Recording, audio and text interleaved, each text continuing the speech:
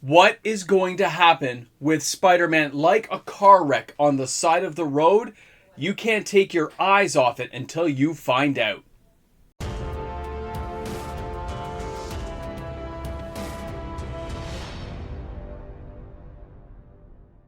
Spider-Man is going to go down as a test case of what happens when a good idea goes horribly wrong. Welcome back, everyone. MTG Moxman here, and thank you again for hanging out today for another video. Now, there's going to be people who compare Spider-Man to things like Karlov Manor, Fallen Empires or Homelands, if you're going back that far in the day of Magic. There's going to be a lot of comparisons.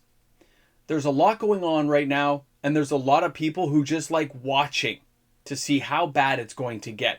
There's a lot of conversation about scalpers getting burned, flippers getting burned. There are stores just trying to clear product out, and there's stores that have a lot of this product sitting on shelves right now. So where is everything going to go? Guys, this is a very interesting time in Magic. We talked a couple of days about the meltdown, like how it's just all trickling down. But it's not done. I thought we were going to kind of level out, but more information is coming in where there's a lot of product being, available, and nobody's really stepping up to the plate to buy it.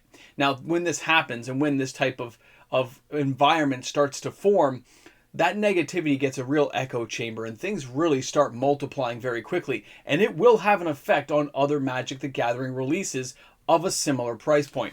I want to show you something here. Take a look at what's happening right now if you looked on TCG Player. We are now below the $500 mark. And of course, we know there's lots of stores like Micro Center and stuff that have these things for $455 US. So these sales we see here, yeah, they're still consistent and they're still strong. And there's a lot of people picking up the sealed product. Hundreds of boxes are still moving. So on a sales track record, this actually looks really good, okay? Like, you are seeing product move. You are seeing people pick it up as it drops. But it's not moving fast enough. And what's not captured in some of the sales we're seeing isn't just the collector boxes, but the play booster boxes. We talked on Monday about how these boxes are going to be sitting around, and there'll be no reason to get another printing done. That kind of idea is really going to become a reality. You can see it in the sales numbers. By the time we get to the weekend, and no, we're not talking singles, by the way. The singles are trickling down in price, but people are still picking them up en masse. I wouldn't be surprised if a lot of the top 10 this weekend is filled with Spider-Man stuff again. But we won't know that till, Friday, Saturday, so let's hang in there for that information. But when we look at the sales numbers dropping off, we know there's going to come a time where nothing gets opened. And then when that opening ends, when that cycle of money moves to the next product, the question's going to be, is it Spider-Man? Is that negativity going to carry? Or is it going to be Avatar that takes the brunt of the next cycle? Because a lot of people are pointing out the price of Avatar and the early sales numbers. The next one I want to show you here is this one. This is in the US. You can see a box here between $800 and $850 US. Now here in Canada, we've seen boxes as high as $14.99. That puts it around the $950 mark. We saw the early boxes go for $629, which would be like $470 to $490 US. Now you're seeing boxes at $850. Most of you guys are well aware now that a lot of people have commented that you shouldn't buy the boxes right now. There'll be people who have FOMO and don't want to miss out, but chances are there's going to be a lot of boxes available at release. Unless something comes along and comes along to turn the cycle, to really shift the mentality of how players are feeling right now, we are not going to have some bombshell release unless some cool cards come along, serialized, crazy synergy ideas across multiple playable formats. And Wizards can't do anything to change it. Unless they created this set already with that stuff in mind, and they knew this was going to happen, which they unlikely knew that the actual fallout from Spider-Man was going to be this way, this set's probably a middle-of-the-road set. It's going to be well-constructed, good ideas, good synergy, good R&D behind it. Remember, a lot of players aren't complaining that Spider-Man's a bad set. They're complaining about the price tag, which is something I harp on all the time when it comes to Wizards of the Coast, overcharging in areas they don't really need to. When you look at a play booster box of Spider-Man for around the $150 to $160 mark, how well would the product be selling if it was $100 US, maybe $130 Canadian? Wizards of the Coast needs to attract players, not turn them away. And I'm not saying that distribution and LGSs aren't all in on this with these higher prices for the collector box, but the collector box, the negativity that surrounds that, affects every product as well. That means every product around, and that will include Avatar. The trickle-down effect that will go to Avatar and then follow through will probably end when we get to Lorwyn. These Universes Beyond products, as exciting and awesome as they are, there's going to be a core group of players who is looking for in-house IPs. They will look at products we saw this year. They will look at Edge of Eternities. They'll look at Tarkir Dragonstorm. They are going to look at Duskmourn. Then they're going to jump over and they're going to say, I'm looking forward to Lorwyn. We're finally going back after like 10 years. It's about time. And Lorwyn Eclipse will probably break that cycle and bring us back on track for a lot of the sales numbers that Wizards of the Coast is hoping to see. But will the negativity end at just Lorwyn, or could it carry into maybe future sets from Universes Beyond?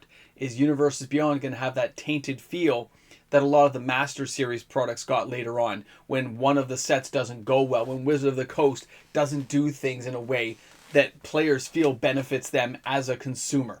This is where the wallet gets closed, you put it back in your pocket and say, that's not for me. And a lot of players are doing it. Scalpers can only take, I say scalper, but I say scalper, flipper, investor, somebody wants to have it on the backdrop. That group of people only can take sales so far. There's a lot of people out there with big wallets, but there's only so many people buying so much of that product in that class group. Then you've got the average players who were opening packs all the time, buying one box and splitting with a friend. Spider-Man still had a really good kind of lead up until that spoiler season came.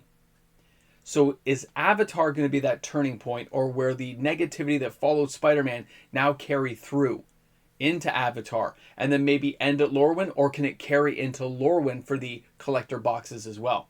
That collector box segment is getting a lot of flack right now.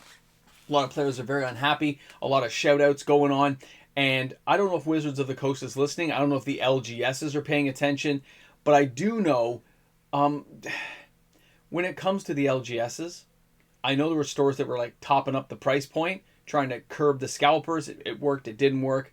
But a lot of these stores are dropping prices now to try to move the product. They're trying to get out. Even the bigger stores I know of dropped it another $50, like we talked about a couple of days ago. Dropped down another 50, hoping to move units. Guess how many units they moved in those last 2 days? 0. Nothing else moved. Players are waiting for a drop. They want to see this thing just collapse. Like any car wreck on that side of the road, you're just rubbernecking it, looking over there saying, how bad is that going to get? Oh, look at that tire just melting into the tarmac. I hope everyone's okay. You can see where this leads. Everyone likes to look at that and say, do you remember when? Where were you when Spider-Man collapsed? Just like you are when you say, look how awesome Tarkir Dragonstorm was. Look how amazing Modern Horizons 3 was. There's always those moments, good and bad. And it looks like right now it's that cycle of bad that is winning out the battle, even though Wizards has put together some amazing products and will again. They were hitting really good percentages this year. But Spider-Man seems to be that sticking point that a lot of players are just pointing out and saying, look at what happened. This can happen again. So maybe it's a checkpoint for Wizards to pay attention, focus, and refocus their doubling efforts to make sure the next Marvel products, the next Universes Beyond products, don't suffer the same fate. I want to see what you guys think in the comment section. Drop some stuff down. Let me know how Spider-Man is going in your area and how Avatar pre-orders are going. I'm very curious because we're getting close to that time where we're going to start seeing spoiler season cards appear. Guys, thanks again for hanging out. Thanks for being here with the Moxman. Guys, I look forward to seeing you each and every day. Shop smart, shop S-Mart. What will be the long-term fate of our friendly neighborhood Spider-Man? Welcome back here to the end of the video. Thanks again for all that support I get from my patrons and my YouTube membership members.